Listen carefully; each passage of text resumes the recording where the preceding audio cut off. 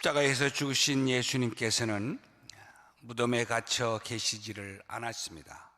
그분은 죽음으로 끝난 것이 아니라 다시 살아나셨기 때문입니다. 오늘이 바로 그것을 가리키는 부활주일입니다. 부활절이죠. 이 부활의 아침을 맞는 여러분 모두에게 그리스도의 부활의 능력이 함께하기를 주님의 이름으로 축복합니다. 예수 그리스도의 부활을 확인하기 위해서 잠시 부활이 있었던 그 현장으로 좀 가보고 싶습니다. 왜냐하면 이 부활의 사건이 하나의 전설이 아니라 역사이기 때문에 그렇습니다. 요즘 흔히 하는 말로 팩트를 짚어볼 필요가 있는 것이죠. 자, 예수님이 돌아가신 후 안식 후 첫날이 되자, 그러니까 토요일 다음 날이죠. 오늘입니다. 주일이죠. 몇몇의 여인들이 근심과 또 걱정에 쌓인 채로 예수님의 무덤을 향해서 가고 있었습니다. 안식일에는 무덤에 갈 수가 없어서 기다리다가 안식일이 지나자마자 무덤을 찾은 것입니다. 평소 예수님을 잘 돕던 여인들이니까 여러분 생각해보세요. 그 슬픔이 얼마나 컸겠습니까?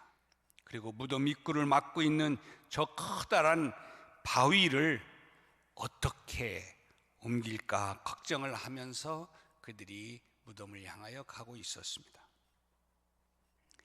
예수님의 시신에 향품을 바르고 싶은데 그 큰 바위를 굴리지 못하면 아무 소용이 없었기 때문입니다. 그런데 놀랄만한 일을 경험하게 됩니다. 도착해 보니까 저렇게 이미 바위가 굴려져 있었습니다. 무덤 입구가 활짝 열려져 있는 것이죠. 무덤에 들어가 보니 천사가 나타나서 예수님께서는 이미 살아나셔서 지금 저곳에 없다, 이렇게 말씀하는 거예요. 정말 그래서 천사가 가리키는 곳을 보니까 예수님을 둘러쌌던 세마포가 가지런히 저렇게 놓여 있었습니다. 천사는 이 여인들에게 너희들이 본 이 사실을 베드로를 비롯한 제자들에게 가서 알리라고 이야기합니다.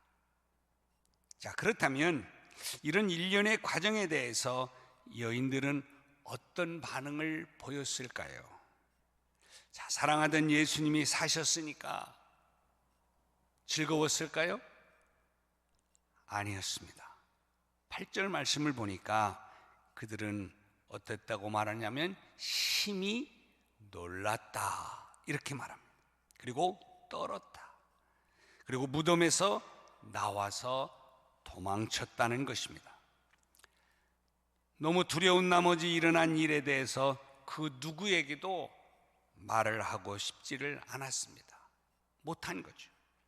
자, 막달라 마리아는 부활하신 예수님을 제일 먼저 만났어요. 마리아는 이 사실을 제자들에게 알렸습니다. 그때 제자들은 예수님이 붙잡혀서 무기력하게 그리고 처참하게 죽으신 것에 대해서 너무너무 슬퍼하고 있었습니다. 그토록 믿고 따르던 예수님이 죽으셨다고 하는 이 사실, 바로 이게 아직까지도 그들에게는 믿기지 않는 모습이었습니다. 그런 제자들에게 마리아는 예수님이 부활하셨고 내가 그 부활하신 예수님을 만났다라고 이야기를 해 주었습니다. 자, 그러면 이 이야기를 들은 제자들의 반응 어땠을까요? 존경하며 따르던 예수님이 죽으셨다가 다시 살아나셨다고 하는 이 소식을 들으면서 그들이 기뻐서 춤을 추었을까요? 환호성을 지르면서 막 축제 분위기가 되었을까요? 아니, 보편적으로 생각하면 그랬어야 맞을 겁니다. 그런데 제자들은 그 이야기를 들으면서도 그렇지를 않았습니다. 자, 오늘 11절 말씀을 보니까 제자들도 역시 막달라 마리아의 이야기를 듣고 뭐라고요? 믿지 않았다, 이렇게 말합니다. 자, 오늘 본문에는요 그런 표현은 안 나오지만은 아마 이 제자들 중에는 이런 생각을 하는 사람들도 있었지 않을까 싶습니다. 아니, 저 마리아가 다시 귀신 들렸나?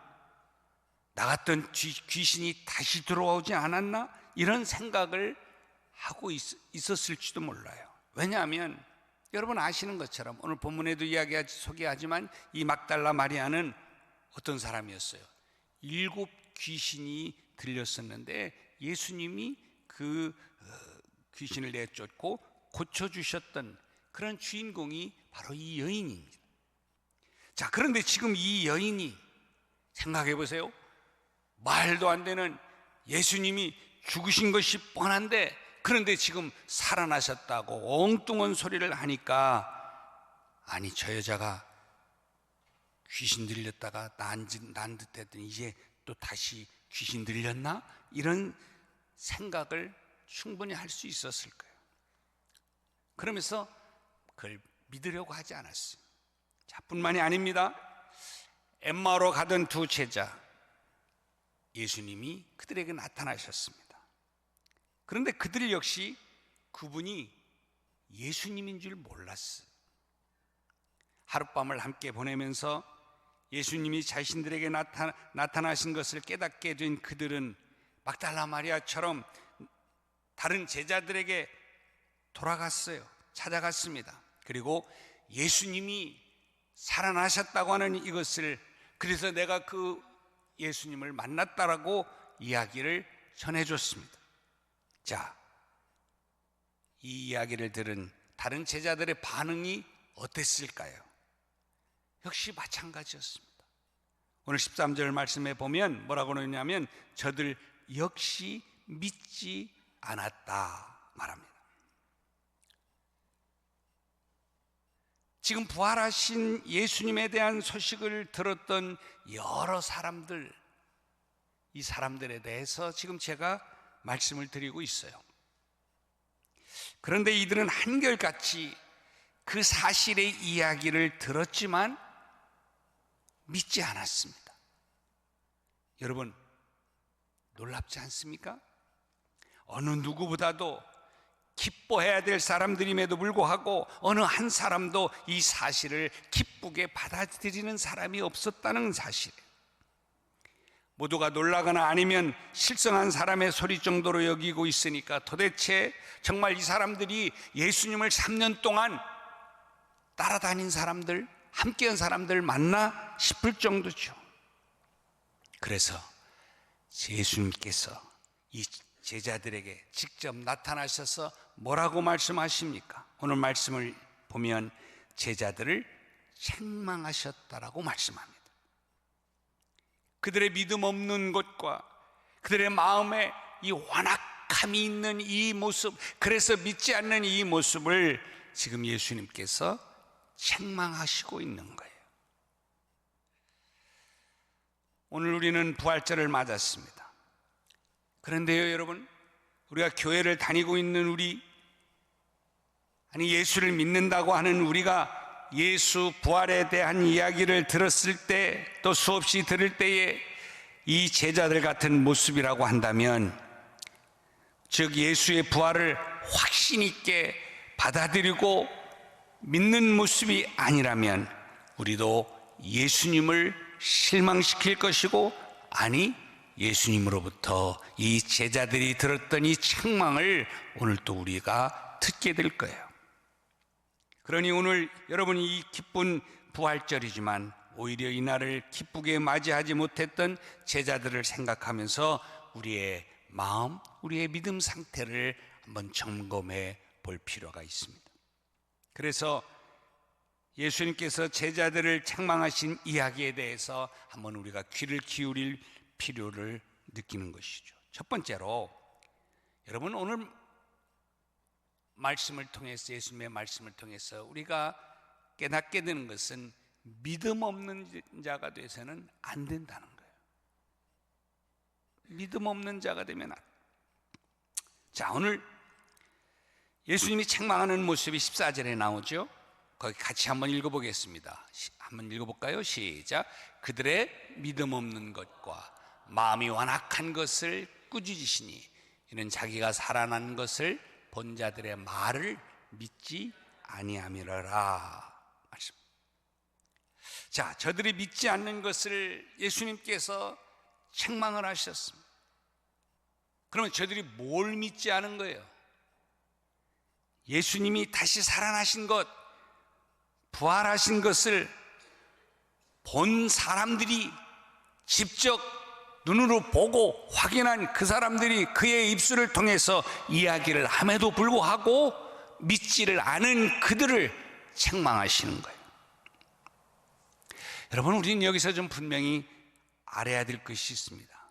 여러분, 예수님께서 지적하신 부분은 다른 게 아니라 예수님의 부활하심 그 자체인, 당시 제자들은 예수님의 부활 그 자체를 지금 믿지를 못했어요. 부활의 의미에 대해서 모른다고 책망하는 게 아닙니다. 그 깊은 뜻을 지금 이야기하시는 것이 아닙니다. 부활하신 사실 그 자체에 대해서 믿지 못하는 그들에게 예수님은 책망하시는 거예요. 여러분, 이것을 우리는 분명히 할 필요가 있습니다. 어떤 사람들은요, 부활을 자꾸 의미로만 이야기하려고 하는 경향이 있습니다. 그래서 부활절이 되면 부활이 주는 의미를 자꾸 부각을 시킵니다. 여러분, 예수님의 부활 사건 그 자체가 중요한 게 아니라 부활의 의미가 중요하다라고 이야기할 수 있을 겁니다. 물론 여러분 보세요. 부활의 의미를 여러 가지로 또 생각하고 또 그것을 통해서 힘과 또 은혜를 입는 것 중요하죠. 왜냐하면 예수님의 부활을 생각하면서 정말 그 부활의 의미가 우리 삶에서 긍정적인 역할을 해주는 것, 그건 너무나 귀한 것이기 때문입니다. 가령 부활의 의미는 절망 속에 있는 사람에게 소망을 주죠. 현실적으로 시리에 빠진 사람에게 정말 삶의 희망을 이 부활의 의미를 통해서 던져줄 수도 있기 때문이죠. 유익합니다. 그러나 여러분, 우리는 먼저 분명히 해야 될 게 있어요. 의미를 이야기하기 전에 이것이 사실인가 하는 거예요. 이 사실을 내가 믿느냐 하는 거예요. 이 사실을 믿지 않는 그들에게 부활의 의미를 이야기하면 무슨 의미가 있습니까? 사실이 아닌 그저 생각 속에서 나온 거라면 여러분, 그것은 진리가 될 수 없습니다. 거짓이죠. 속이는 것입니다. 그러므로 우리는 예수의 부활을 의미로 받아들이기에 앞서서 이것이 역사적 사실로서의 예수의 부활을 믿고 받아들여야 합니다. 그래서 예수님이 부활에 대한 이야기를 믿지 않으려고 하는 이 제자들, 답답한 거예요. 왜 사실 그대로를 본 그대로를 이야기해 주는 그 이야기를 너희들이 믿지 않느냐는 거예요. 책망하는 것이죠. 사랑하는 여러분, 우리 기독교 신앙은 철저하게 역사적 신앙이라고 말해요. 성경은 이 사실을 전해주는 책이라고, 이 책은 역사적 사실을 기록한 책입니다. 하나의 소설책이 아닙니다. 그래서 어쩌면 이 성경은 역사서라고도 말할 수 있어요. 즉 예수 그리스도께서 진짜 십자가에 달려 돌아가신 것은 팩트입니다. 이것을 역사가 이 문서를 통해서 명확히 증명하고 있습니다. 마찬가지로 예수님이 다시 살아나셨다라고 하는 그 자체도 역사적 사실입니다. 역사가 문헌적으로 증명하고 있어요. 그런데 부활하신 주님에 대해서 전해 주어도 믿으려 하지 않는 이 제자들처럼, 여러분 오늘도 말이에요. 수많은 자료들을 통해서 부활하신 주님을 이야기하고 증거하고 있음에도 그것을 들으면서도 믿으려고 하지를 않아요. 여러분 말고요, 저 바깥 동네에 있는 사람들 아니라고요? 나도 좀 그런 경향이 있다고요? 그러면 책망을 들어요. 오늘 그런 여러분, 당신에게 주님은 제자들을 책망한 것처럼 왜 그렇게 믿지 못하느냐고 책망하시는 거예요. 사랑하는 여러분, 다시 말씀드립니다.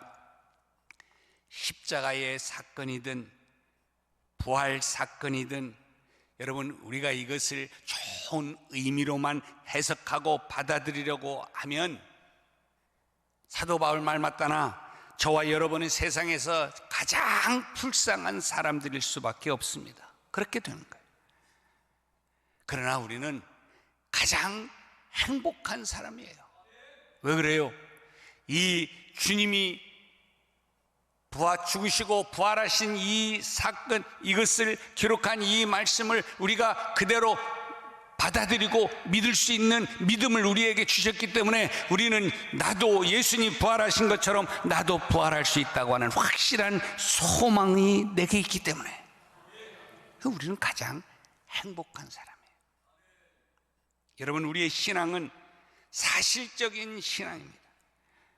따라서 예수님의 부활을 비롯한 십자가의 사건은 그 자체로 사실이라는 믿음 바탕에서 우리의 신앙이 출발하는 거예요. 공상이 아니에요, 여러분. 그냥 막연한 의미를 찾는, 희망을 찾는 그런 종교가 아닙니다. 여러분, 만약에 이것이 무너지면 아무리 의미가 좋은 일을 한다 하더라도 소용이 없는 거예요.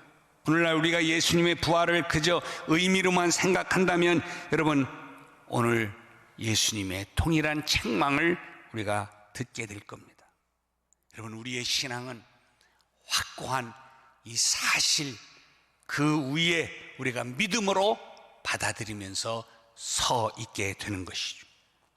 예수님께서 나를 위하여 십자가에 돌아가셨다고 하는 이 팩트, 사실, 그리고 예수님께서 그 죽음 권세를 깨뜨리고 다시 살아나셨다라고 하는 것 역시도 사실, 이 사실의 바탕에서 내가 믿음을 갖는 것입니다. 그래서 여러분, 우리 기독교는 살아있는 생명을 이야기하는 종교예요. 사랑하는 여러분, 예수님의 부활을 사실 그대로 믿고 정말 기뻐하고 감격하고 소망 속에서 승리하는 여러분 되시기를 주님의 이름으로 축복합니다. 믿음 없음을 책망하셨다고 하는 것에 대해서 놓치지 말아야 할 또 하나 사실이 있습니다. 예수님께서 믿지 못하는 자들을 책망하신 이유 중 하나는 뭐냐면, 예수님이 살아계셨을 때, 사역하실 때에 제자들에게 여러 차례 죽음과 부활에 대해서 이야기를 해줬어요.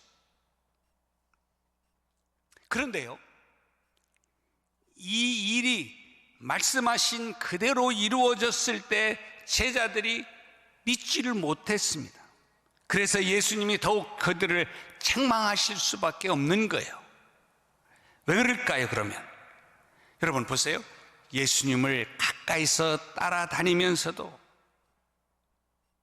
예수님이 생각하는 것과 그들이 생각하는 것과 추구하는 것이 달라요. 예수님이 그래서 하시는 말씀에 대해서 제자들이 제대로 이해하고 그것을 받아들여야 되는데 그렇게 하지 못하고 예수님이 하시는 말씀에 대해서 내가 듣고 싶은 것만 들어요. 내가 원하는 방향으로 그 말씀을 해석해서 듣는다, 그 말이에요. 여러분, 이 중요한 말이에요. 아무리 가까이 있고 여러분이 수십 년을 말씀을 듣고 교회를 다녀도 내가 듣고 싶은 것만 들어요. 또 희한해요. 여러분은 똑같은 설교를 듣는데요, 어떤 사람은 아멘 아멘 하고 그 말씀을 받아들이는데 똑같은 시간에 똑같은 말씀을 듣는데도 엉뚱한 방향으로 받아들이는 사람들이 있어요. 이상하죠. 제자들이 그랬어요. 예수님이 지금 생각하는 것과 제자들이 생각하는 것과 전혀 다른 거예요. 그러니까 예수님이 말씀하시는 것에 대해서 그것을 정확하게 받아들이지 말아요. 여러분, 하나님이 말씀하시는 것, 성경을 통해서 말씀하시는 그 자체, 또 주의 종을 통해서 주시는 이 말씀을 여러분 가감없이 그대로 받아들일 수 있는 것이 우리에게 필요해요. 여러분, 식으로 받아들이지 마세요. 여러분 원하는 대로 말씀을 받아들이고, 내가 좋은 것은 취하고, 그리고 내가 듣기 싫은 건 안 듣는 이런 스타일로 여러분 말씀을 받아들이면 안 된다는 거예요. 그러니까 제자들이요, 예수님이 살아서 그렇게 몇 차례 말씀을 해도 그 얘기가 바로 예수님이 말씀하신 이 죽음과 부활을, 이 이야기를 하시는 것인지 몰랐던 거예요. 여러분, 부활을 맞아 우리가 분명하게 정립해야 될 게 있습니다. 예수 그리스도의 부활에 대해서 여러 가지 의미들을 이야기하기 전에 다시 살아나시겠다고 말씀하신 예수님의 그 말씀을 여러분 그대로 받아들이는, 우리에게 주시는 이 말씀을 가감없이 내 식으로 해석하고 받아들이려고 하지 말고 그대로 아멘으로 받아들이는 믿음이 필요한 거예요. 이걸 위해서 여러분이 필요한 것이 하나님의 성령이요, 내게 오늘 하나님께서 주시는 이 말씀이 정말 가감없이 하늘의 진리의 말씀이 그대로 내게 전해지게 하여 주옵소서. 그리고 그것을 상식적으로 어떤 이론적으로 내가 이해되지 않지만 전능하신 하나님이, 살아계신 하나님이 말씀하시는 것이기에 그대로 아멘으로 받아들일 수 있게 해 주옵소서. 그래 가네요. 여러분, 내가 이론적으로 내 식으로 모든 이 전능하신 하나님의 말씀을 어떻게 다 이해하고 받아들일 수 있어요? 그러므로 여러분, 어쨌든 오늘 이 말씀을 우리가 보면서 그렇구나, 이게 의미가 중요한 것이 아니라 먼저 이 사실을, 말씀을 통해서 주신 그대로 내가 읽고 또 내가 이 말씀을 듣고 또 묵상할 때 하나님, 그것이 그대로 내가 믿음으로 받아들여지게 하여 주옵소서. 두 번째로, 마음이 완악한 자가 되어서는 안 된다는 사실입니다. 부활하신 주님께서 제자들을 책망하시는데 믿음 없는 것들을 책망했고, 그 다음에 마음이 완악하다라고 책망을 했습니다. 여러분, 제자들이 예수님의 다시 살아나심을 믿지 못한 이유가 뭐였냐면 오늘 말씀 보니까 마음이 완악했다는 거예요. 여러분, 이 마음이 완악했다고 하는 것이 뭘까? 한마디로 말하여 다른 의미로는 마음이 단단해졌다는 거예요. 그게 단단하니까 받아들여지질 않는 거죠.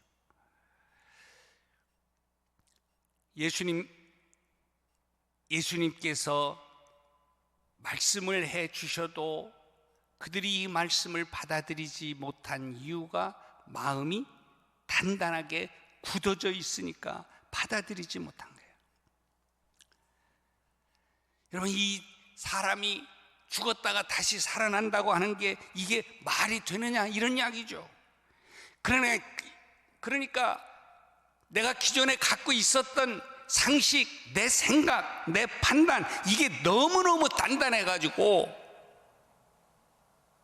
우리의 상식, 우리의 이론을 뛰어넘어 역사하시는 하나님의 역사에 대해서 이게 너무 딱딱해가지고 받아들여지지를 않는 거예요. 여러분, 씨 뿌리는 비유 예수님이 말씀했잖아요. 이미 돌짝밭 같은 우리들의 모습이면 아무리 좋은 씨앗이 뿌려진다 할지라도 그게 받아들여지지 않는 거예요. 그게 깨져야 되거든요. 오늘 여기 말씀하는 완악하다는 말이 그런 말이에요. 그렇다면 여러분, 오늘 이 시간에 우리가 한번 점검해 볼 필요가 있어요. 내 마음밭은 혹시 돌짝밭같이 완악하지는 않는가? 좀 가지고 있는 지식, 상식, 그게 대단한 것이라고 거기에 이해가 되어지지 않는다고 하면 어떠한 하나님의 말씀도 받아들여지지 않으려고 하는 얄팍한 지성. 이따 좀 말씀하겠지만, 영상을 보겠지만, 이어령 박사, 여러분 한국의 지성이 대표적인 사람이라고 얘기해요. 그가 자기 생전에 하나님을 믿는 것, 이런 비상식적인 것은 도저히 자기 머리로는 받아들일 수 없다. 완악한 거죠.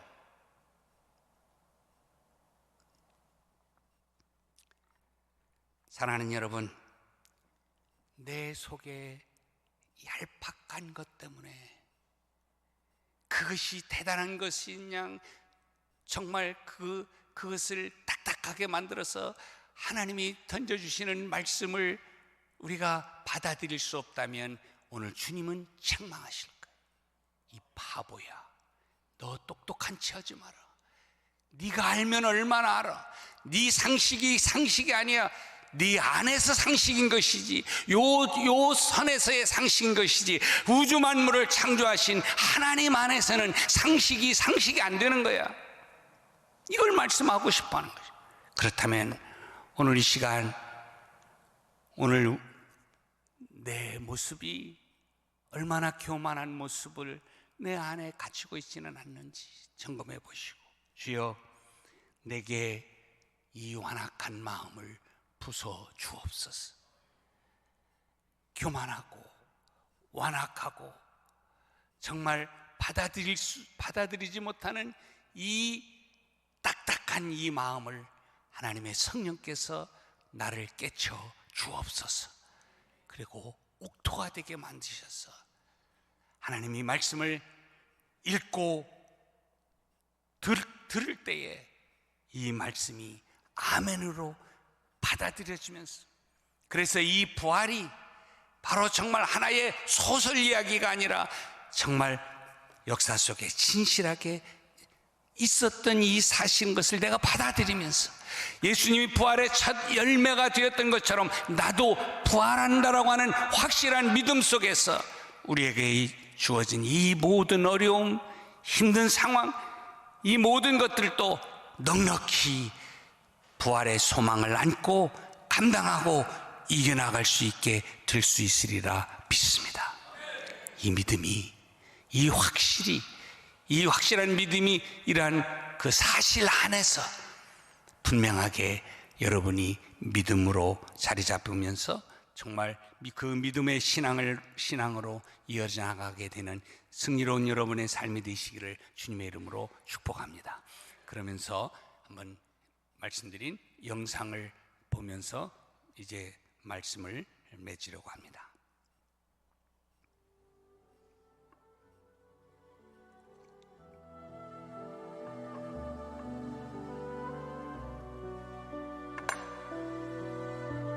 얘가 눈이 이제 완전히 머니까 그 전에 날 좀 보여주려고 간 거예요. 그래서 이게 너 아버지다. 봐라. 마지막 봐라. 너 눈이 어두워지면은 내가 웃는 거 못 봐. 너는 사랑으로 보는 걸 너 못 봐. 그러니 앞으로 일주일 후면 네가 눈이 먼다는데 그동안 아빠 봐라 이거예요. 그래서 간 거거든요. 그러니까 나는 지금까지 기독교의 크리스천이라면은 정말 나는 그걸 못 믿어요. 그거는 내 정신 가지고는 못 믿어요. 그런데도 딸을 사랑하기 때문에 안 믿으면서도 딸을 어떻게 구해야 하기 위해서 총으로 비는 거예요. 엎드려서 그냥 주여 한 번만 도와주세요 막 그러고 약속한 거예요. 얘가 눈만 안 되면은 모든 여생을 하나님을 위해서 바치겠습니다. 원망도 많이 했어요. 아니 하나님 기적이라는 게 뭡니까? 살아서 이런 거 보는 거 말이에요. 이게 기적이 딴 거냐 이거예요. 진짜 이게 기적 아니에요? 우리가 서서 서로 얼굴을 보고 기뻐하는 거 보고. 그런데 이걸 못 본다니까 하나님 이 아름다운 창조를 해놓으시고 왜 보지 못하는 인간을 만드셨습니까? 이렇게 아름다운 우주를, 자연을 만들어 놓고 그걸 못 보게 하는 그 잔인한 짓을 왜 하십니까? 눈만 뜨면 내가 다 다치겠습니다. 그대가 정말 눈을 뚫은 거예요. 아빠, 내 눈이 말이야 한 격도 없이 이거 다 이렇게 됐대. 너무너무 좋아하는 거예요. 얘는 눈이 멀지 않아서 기쁜 게 아니라 정말 하나님이 증거하시는 하나님이 있구나, 내 곁에 있구나 하는 확신을 얻으니까 두려움도 없고 외로움도 없고 눈이 멀어도 나는 상관없다. 이게 하나님의 뜻이라고.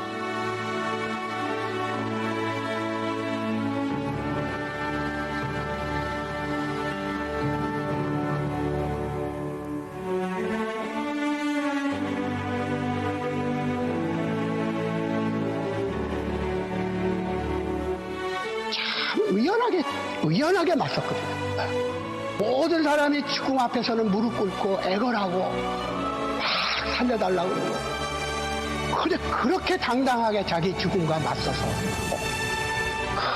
기쁨의 노래하면서 그 아픔 속에서 말했다. 그러니까 나는, 너는 죽음을 이긴 자다, 나는 슬프지, 너는 슬프지 않다.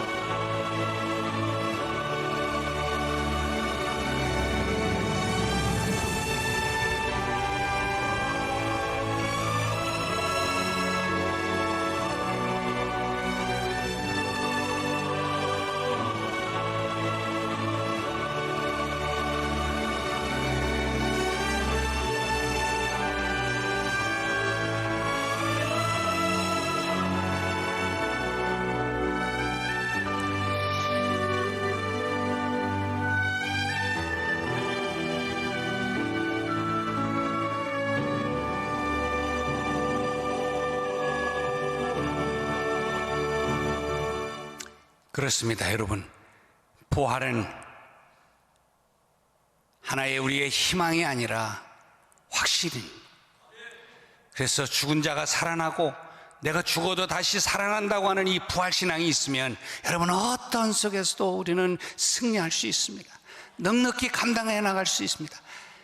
여러분, 혹시 오늘 주님 말씀하신 것처럼 연약한 믿음 때문에, 이 불확실 때문에 그래서 아직까지도 믿지 못하는 분 계십니까? 그러면 기도할 필요가 있어요. 주님, 내게 확실한 믿음을 주옵소서.